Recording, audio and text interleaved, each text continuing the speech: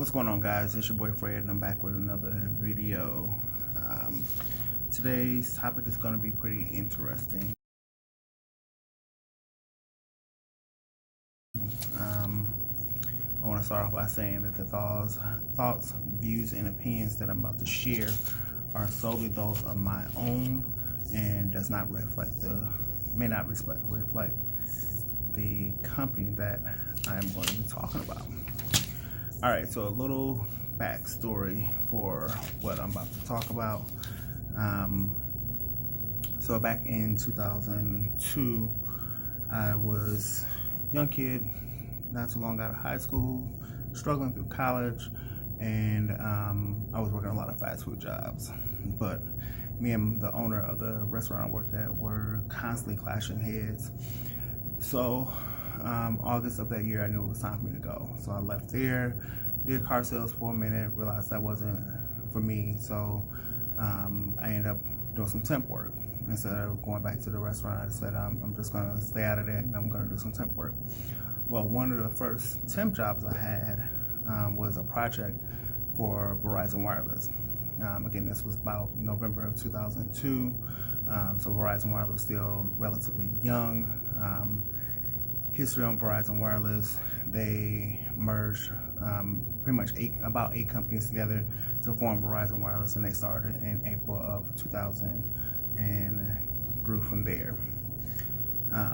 At the time in 2003, I was working at the downtown Milwaukee store. I keep looking at my notes, and so I just want to try to make sure that I'm hitting everything.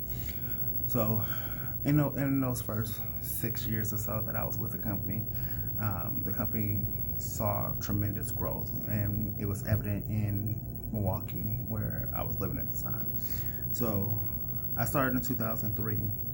At that time, it was about 15 stores in all of Wisconsin. By 2008, so right around my 5-year mark, they had grown to about 28 stores. In that time frame, I had also transferred from the downtown store, where I was doing retail customer service, to the West Bend store, where I started off doing retail sales. Found out I didn't like retail sales. I don't like quotas. I don't like you telling me that I got to hit certain benchmarks that are not always up to me. So I got out of sales and went back to customer service. 2008, July of 2008, I transferred from West Bend. As we all know, 2008 was a tumultuous year for the entire country with the recession and everything. So living in Brown Deer, which is a northern suburb of Milwaukee, and then driving up to West Bend, it was just way too much for me. Spending about $50 a week on gas, it just became way too much out of pocket for me. So I transferred from there to the Bayshore Mall store, and I was there until 2009 when I left. Like I said, in 2008, they had about 28 corporate retail locations across the state, at least 28, I'll say that. Well, 2009, beginning of the year, that's when things started getting real around here. When I started in 2003, I had a person from HR as well as a district manager tell me, oh, Verizon never lays off people. You'll never see a layoff. Well, that changed in 2009, almost because they had to. We all know that in early 2009, if you're familiar with Circuit City went under in 2009. At the time, Verizon had about 7 or 8 Circuit City locations across the state of Wisconsin. Not sure about the other states. I'm only talking about what I know. So around the state of Wisconsin, it had about 8 locations. One of them closed in 2004 or 5. Pretty much as soon as it opened, it closed.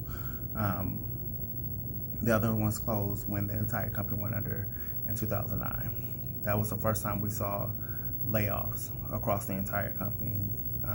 And some of my friends were very much so affected by that. One friend in particular was on paternity leave. His wife had just had a baby. They called him back early from his paternity leave to let him go. I don't know all the details about that, but I do know that part. So that was the first round of layoffs. At the same time, one of my counterparts from the East Coast was out here visiting, and she was asking if we were hiring for sales or anything, and she was looking at possibly transferring. She was telling me she was retail customer service also, and I was like, so why are you leaving? And she told me that they were eliminating her position out on the East Coast. Well, that's my position here in the Midwest, so this piqued my interest. And she was like, from what I hear, they eventually going to eliminate it all across the country. So me hearing this and me seeing somebody that was going through this, my wheels started turning. Not only that, in 2009, our store manager stepped down, and then he stepped down from being a manager to going back to being a sales rep. And then from there, he went to another store. So we got a new manager. The manager that was bringing in, I had already clashed heads with him once before, and I knew what kind of person he was. I knew how dirty and grimy that he was, and I knew that that's not somebody that I could work under. So I immediately started looking for transfers. I couldn't get a transfer here locally. No, none of the stores were really interested in. They didn't have any opens, and none of their people were interested in coming to our store. That's cool. That's fine. So I knew that I had just went through a major divorce. A fresh start would be probably in my best interest. So I started looking across the country. I literally applied to roughly about 30 different positions between July and September of 2009, looking for another opportunity. There was quite a few places that I interviewed with, and either the position was pulled because finance just redid numbers and decided that they didn't want to pay that position anymore, or there was just some other HR structural things that was needs to be taking place before they could fill that position, because at the same time Verizon was in the middle of completing their merger with Altel. So I remember applying to Southfield, Michigan. I applied to Little Rock, Arkansas, Lincoln, Nebraska, Dublin, Ohio. I applied to almost every single state except for the state of California. I just knew I couldn't afford to bear the cost of living out in California, so I didn't take that. So October 2009, I interviewed for Dublin, Ohio, and within an hour of my interview, the hiring manager down there called me back and told me that they were offering me the position. So I took that position, and I officially transferred down there effective December 7th of 2009. Well, spring of 2010, it finally came down that my position here in the Midwest was officially eliminated. So that was the second time we saw layoffs within the company. And again, I have friends that was affected by it. They either were forced to go into sales or they were given a severance package. So yeah.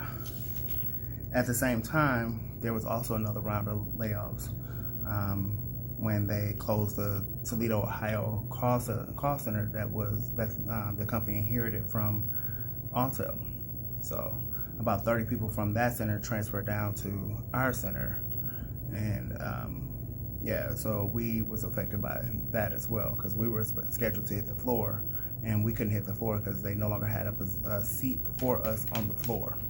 So we had to be held up in the training room until they had openings for us on the floor, which took another 6 months.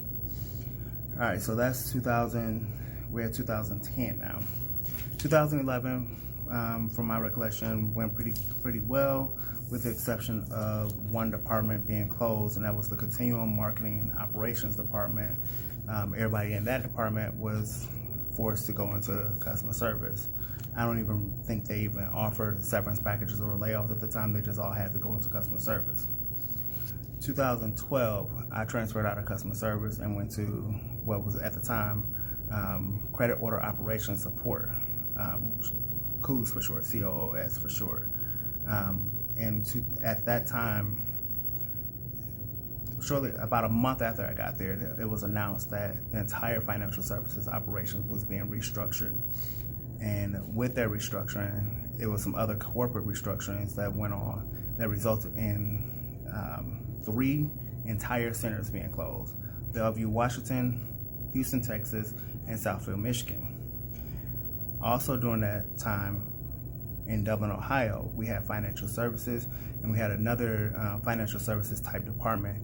That department, both departments were completely shut down, and the staff from those departments was forced to come over into the credit operations support department.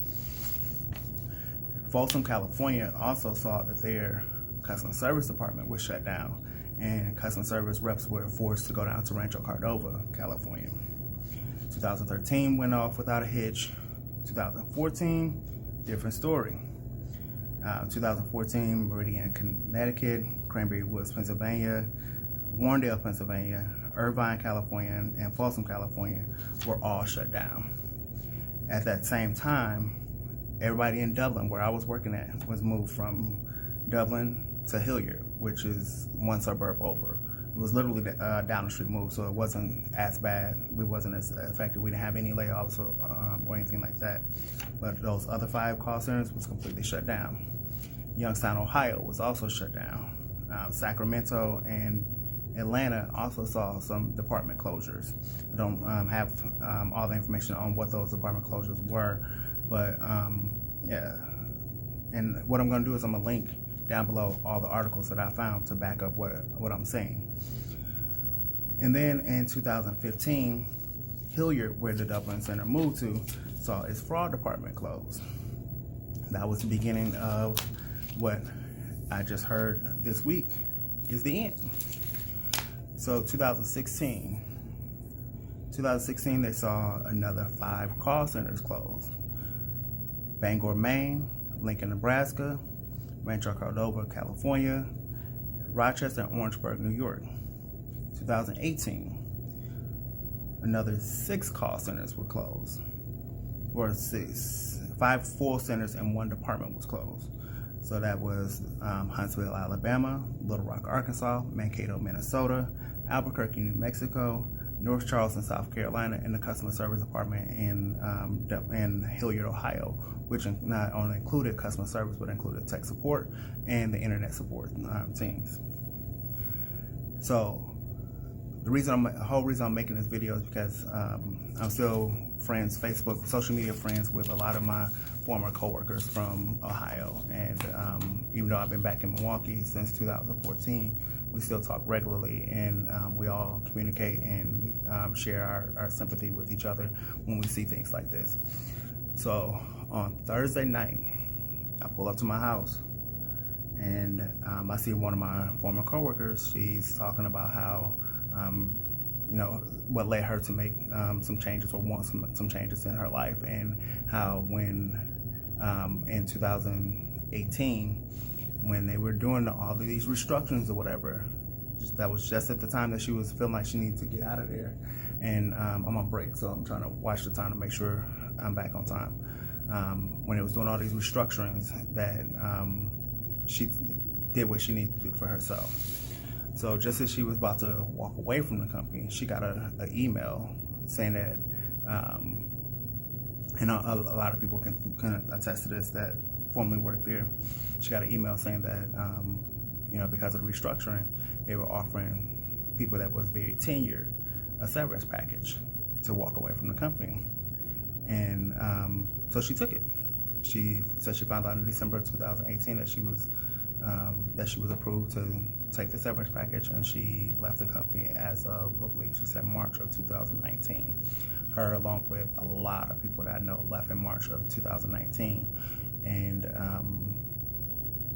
that, it was, all of them feel like it was for the best. They feel a lot happier, a lot healthier since they left. But those that chose not to take the severance package or wasn't eligible for the severance package, like I said, customer service shut down, which again included tech support and internet chat, that IR team. So they all shut down. And what happened was they either offered them to be home-based agents or a severance package, or they can transfer to another call center that still had those openings. But obviously the writing is on the wall that they are getting rid of those departments in any of their corporate offices or whatever. So pretty much if you was going to stay, your best bet was to be a home-based agent. Well, everybody else that stayed around, the credit order operations department, The business support team, those departments wasn't as affected by the closure, so they still had some office people. A lot of people chose to stick around. Well, as of February 6th, it was announced that those departments in Hilliard are closing as of April 6th. So everybody can either take a severance package, or if they're eligible, they can become a home-based customer service agent, or they can transfer to one of the other call centers. But if they close down Hilliard, all their departments in Hilliard, why would I transfer to another department, to another center, so they can do that to me in a few years? Just something to think about. But I shared all of this to say that I don't know what's going on with Verizon, but I thank God that I got out of there when I did. I may not have walked away with the money that my coworkers walked away with, but I'm still happy, I'm still blessed, and I'm healthier than I was when I was there. And my heart goes out to all those that's affected by these closures. The writing is pretty much on the wall that this is not the end. There's going to be some more down the line. We don't know when or where or who's going to be affected, but I just pray God cover each and every one of them that's affected. Again, these are my own thoughts and opinions, and these are things that I have witnessed from being an employee there. It's also things that I have experienced through my friends and coworkers that have recently left there, or that are still there and about to be forced out of there, as well as these other things that you can read for yourself online. Again, I'm gonna link the articles down below that support everything, most of what I have talked about. The stuff that happened here in Wisconsin, again, that's just stuff that I witnessed myself that may not have necessarily hit the news, so I won't have articles for that stuff. But definitely all these other closures that I mentioned, I got you. I'll put that stuff down below. Again, these thoughts and opinions don't necessarily reflect the thoughts and opinions of Verizon Wireless or any of my former coworkers or friends that was affected by these closures. So, again, that's just my personal opinion. But if you have any comments, questions, or concerns, don't feel trying to rush back to work. But if you have any thoughts, questions, comments, or concerns, please feel free to leave them down below, and I'll address them accordingly. No disrespect to anybody, but I would not tolerate disrespect down below in my comments. I will quickly block you.